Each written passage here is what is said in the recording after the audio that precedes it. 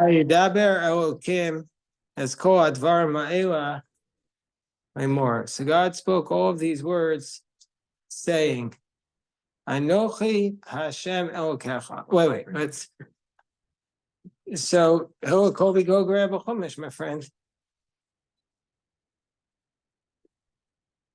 Yeah, so God spoke all of these words, saying, oh, and you saw the terrible incident that happened in DC yesterday, that there was Rabbi Shem Tov's son, Rabbi Menachem Shem Tov, was attacked in a lift car.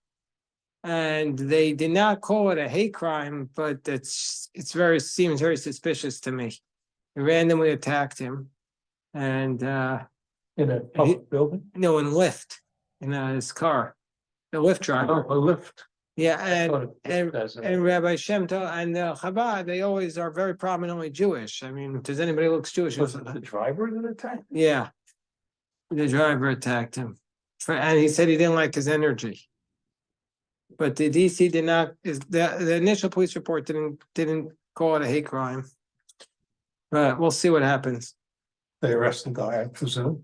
No, I don't think they caught him yet. But it's a Washington Post did an article about it. Is Moshe here? Yeah, he's coming. Okay. So you get a chumash, Elon. Okay. So Vayidaber Elokim is called Dvar and God spoke all of these things.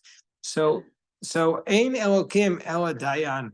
So the name, when there are different names of God in the Torah, there's Elokim, and then there's God that we say Ado, and then Noi, which is how we pronounce the name of Hashem, Yud and Hey and Vav and Hey. So when it says the word Elokim, it means he's a judge. So why is the term, Rashi says, meaning judgment? No, it's Exodus chapter 20. What page is it? 392. 392. Why is the term implying judgment introducing this part of the Torah? It says Elokim Losekalel Dayana. What's the reason? Because there are passages in the Torah Shem Asan Adam Mekabel Star Vimlav Enu Mekabel Lam Paranius. There are passages of the Torah that if a person does them, he receives reward, but if he doesn't, he is going to receive punishments. Yachol Af Aseres Hadibros Cain. I might think that the 10 Commandments are like them, that if he does them, he gets reward, but if he doesn't do them, he won't get punished. No.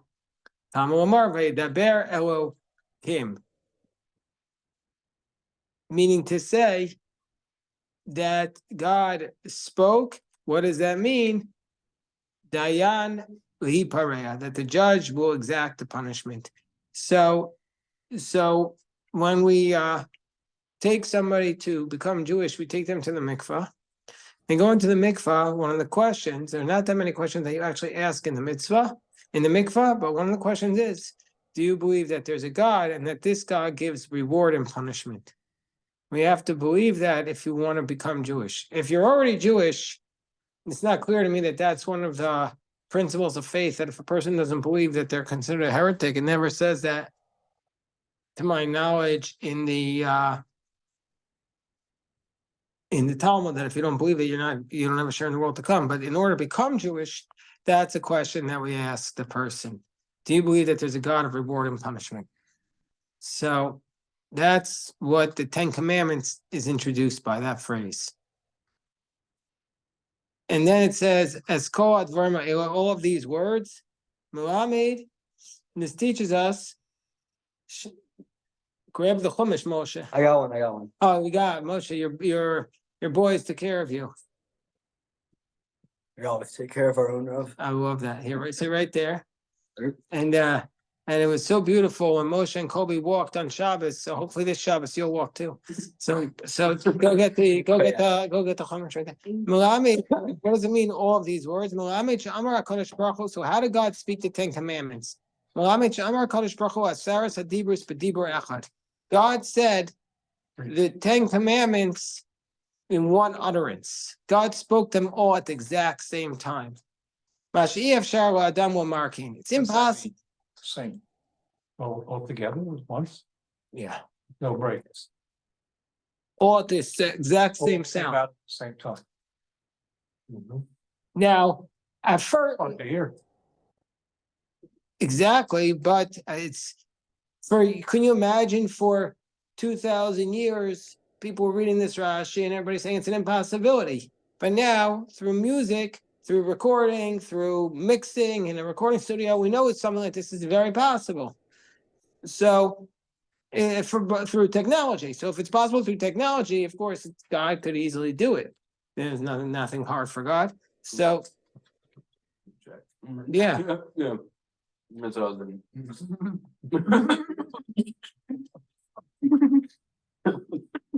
Where does that say that he's? It says, because the verse says, God spoke all of these words. It's called more. God spoke all of these words, saying.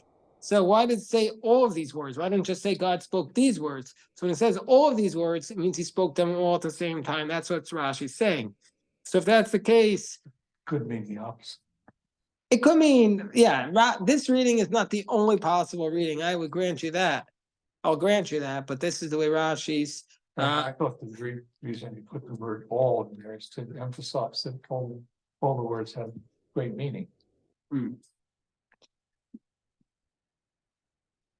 like that one. That one makes more sense. I've been telling you this for years, Steve. You need to write your own commentary. Steve, you need to write your own commentary. So, okay, so then what happens here? So he said, Im came matam gomar od. Why does it say Anochi v'lo yelecha? I am Hashem your God, and there shall not be unto you gods of others. Meaning to say, why does it say?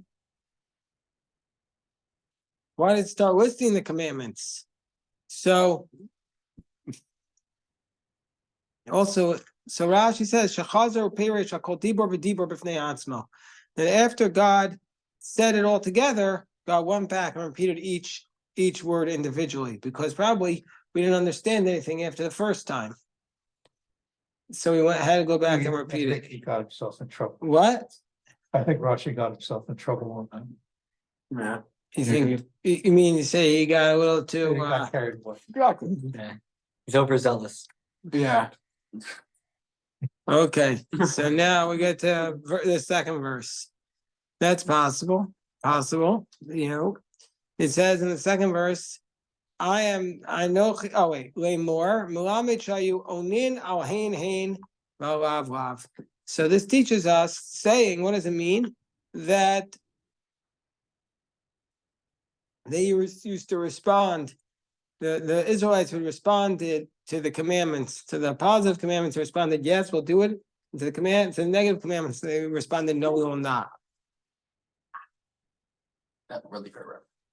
What? You know what really hurts? When you violate the 10 commandments. That's what really hurts. So now we go on.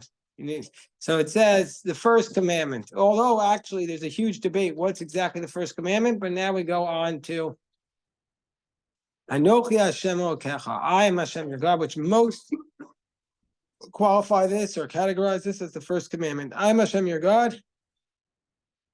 But I led you out from Egypt, from that land of Egypt, from the house of slaves. Why doesn't it, we also saw this today, why doesn't it just say, I'm Hashem your God? Why does it have to say, he led you out from the land of Egypt, from the house of slaves? This is what we said today, that this is the idea of the idea here is that the first commandment is really the commandment of not being ungrateful. That at its core, we're being reminded the real core of the first commandment is gratitude. That we have to remember Hashem is our God. Why? Because God led us out of Egypt. This is not what Rashi is saying. That's what we saw by the book today of Rav Stern. That the first commandment really given to us is the commandment of gratitude. Remember that. Think about that.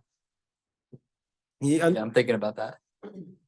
Say it again, Ro. Say it again so I can remember it No, more. you'll get it from Moshe. Okay. I am Hashem your God, I took you out of Egypt. Taking you out, that's sufficient for you to be subject to me. So that's the whole concept. The concept is that just the fact that I took you out, that's a reason for you to be subject to me. Yes, Well, that's. Some of the They significance, wouldn't be otherwise. 1 second, let's see. some of the significance of this is he's making it clear it wasn't Moses, Aaron who led them out. It was God who led them. Yeah, so that's another, right. There's no question. Someone said, there's no question, Steve, that you're right.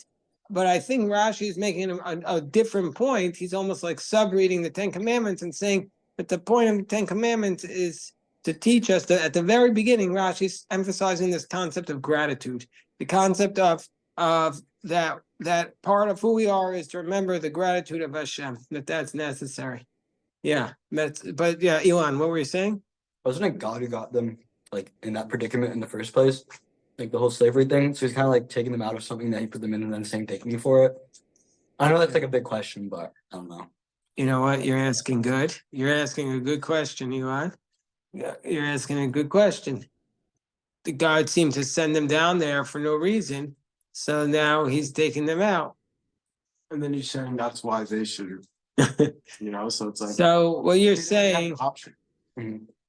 yeah, Like if I broke Mo's arm and then helped like reset it and then said, "Mo, you should like thank me for that." Like so maybe it's telling us that you have to be. The exile is necessary in order to create the nation. And that's part and parcel of the prophecy. weren't they kind of already a nation before you? Well, they weren't exactly a nation, they were a tribe, but the point is still a good one, like. But you have to, so God is saying, be grateful to me because I took you out, but God brought us in. So but that makes even the point of gratitude even more so. Even though the whole only reason why we were enslaved was because of this, nevertheless, we have to show our gratitude to God, our deep gratitude to Hashem. So it's like saying like no matter like what somebody did before, like if they do something nice for you, you should be thankful for it. The Torah even says that we have to be kind to the Egyptians because the Egyptians hosted us in Egypt. They hosted us, they were enslaving us. But it's teaching us this idea that they enslaved us, so we have to be kind to them.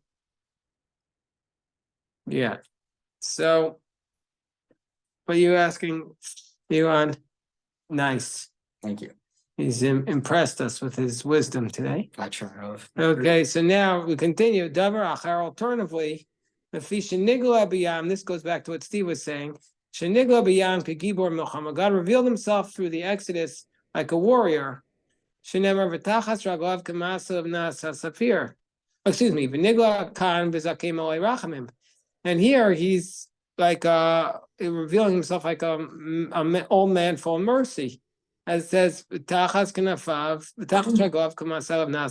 under his feet was a lattice work of sapphire. And this brick, which was before him when he was enslaved, so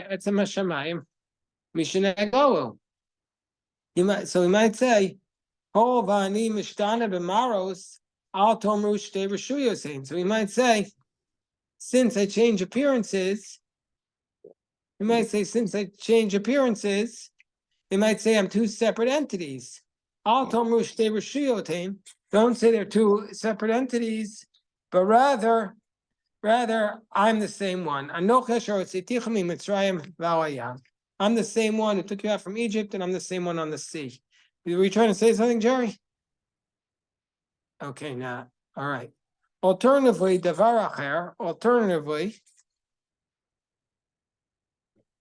alternative approach. Why did he have to say, I am Hashem who took you out? Because they heard many sounds. As it states, as a koos. The sounds come from four directions. From the heaven and the earth. Therefore, do not make a mistake and say, since you heard many sounds coming from all over the place, don't say there are many gods.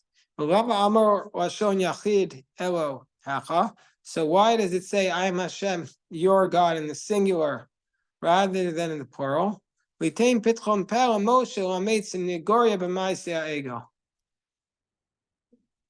So why does it say,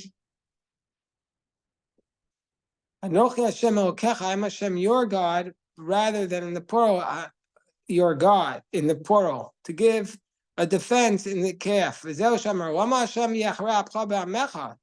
was building a defense for the Jewish people. He says, why does Hashem burn your anger against your people? You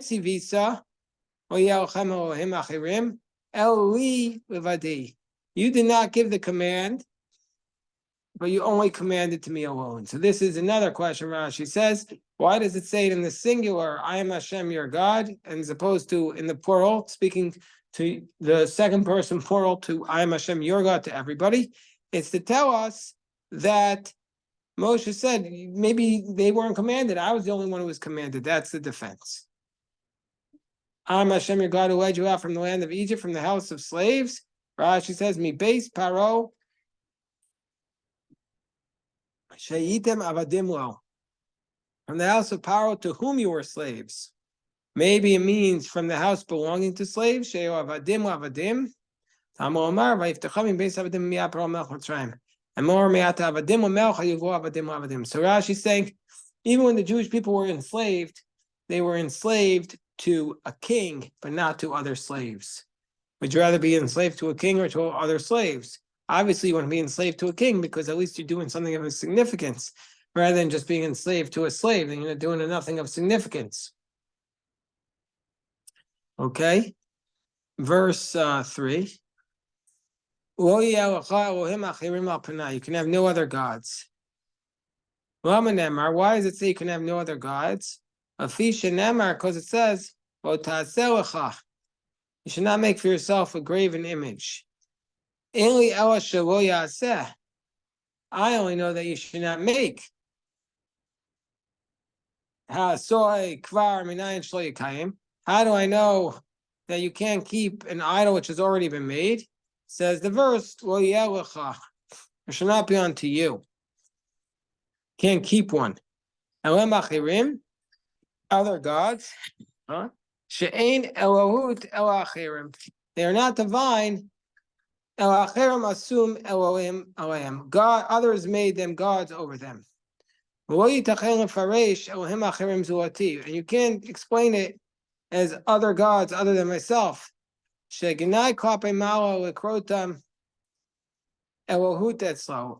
an affront towards God who is above to call them gods alongside him. Alternatively, these are why they're called other gods, because the people who cry out to them, who worship them, to Akim Aleim, they cry out to them, Ve'inan onim otam. They don't answer them. They make themselves make them seem like they're others who never knew the worshiper. That's why they're called other gods. That's why they're called other gods. Okay, up to the next Rashi. Now the next verse. Are you allowed to draw a picture of a sun? You gotta draw it in the corner, right? That sun. Yeah, of course. What were we going to say? Oh, just to draw in the corner. Oh, come on, we have. That's good as kids, yeah. No, so it's on this verse of the Ten Commandments. So some say you can't call a sun. You can't draw a sun. Yes. See. It also says that We'll you see. can't draw an image which is in the heavens above or which is in the earth below or which is in the water beneath the earth. Yeah, So I'm kind of saying that you can't draw anything, like, because everything is That in truly between, is crazy. under the water, in between the earth. and the Okay. sky. Hold on. one second. Cannot draw. Literally, you can't do. I mean, This is a, you can draw like. Do you want to? like- no, this is a very big focus, like Is it? church, like about iconography, yeah. Because I mean, the churches are very big on drawings. Like they have all Well, not these all of them. Yashka paintings. And Some of them, yeah. Yashka. Some Christian denominations are, others aren't, but this was a big machloket, I think, in times of the Reformation. Is that why they used to? Well, there are some churches that have no iconography in it, Yes. but also within the Jewish community, there is a dispute whether or not you're allowed to draw basic pictures, and that's why in a lot of Not at all. the medieval Haggadot, they don't have pictures of faces. They have like birds or animal faces on the bodies of the humans instead of actual people. Oh, because there's no such thing as a bird face on a guy. Right, so it's clearly not real. What's our current halacha? There's obviously a lot of leniencies because there are many great rabbis there are many great Jewish artists, but most of the within religious communities, there's always been a unease around it, and it's more of a favoring towards abstract. And I'm for sure not saying anything is prohibited. I'm not saying it's prohibited, but there's definitely been uncomfortableness with it, without question. What I do that you leave a little bit unfinished, so it's not a complete, Some people say, so then you're not drawing the moon, but then you're not drawing the sun, but for the moon, then maybe, Put it in the corner. but for the sun, maybe it'll work, but for the moon, it doesn't work because You can't put it in the corner. the moon sometimes looks like a sliver, so it doesn't help. Also, this. But Rabban Gamliel actually taught that that's exactly it. That it's where this drawing is. Meaning, if you put it in your shul on the wall, then it looks like that it's for the idea of worship. But if it's in the Beit Din, because he had surot levana, he had all the different sizes. So and Rabbi shapes Gamliel, yeah, of- but that's of not the- something of the we moon. want to rely on, because Gamliel said he needed it in order to rule what was permitted, what was not, in order to first think. But just for art, No, for Again, the they're like- Eidus. Right, so that's I what I'm saying. understand, so There's we two needed contexts. it for a specific legal ruling, but in general, it's not so simple, but most commentaries say there's a lot of leeway. And one time a guy dropped off to me, one of the neighbors was very nice, and he made a sculpture of his rabbi. The guy was, he made a sculpture of a rabbi when he was a little boy. And then the rabbi used to hit him, so he went far away from Judaism. He married somebody not Jewish, but he lived a block from the shul, and he brought me in this sculpture of the rabbi's face. It's 3-dimensional and everything. So I went to Rabbi Breitowitz. I said, this guy brought me a beautiful sculpture, but can we use it? Can we keep it? Is it idolatry? Do I have to crash it onto the form and smash it to smithereens?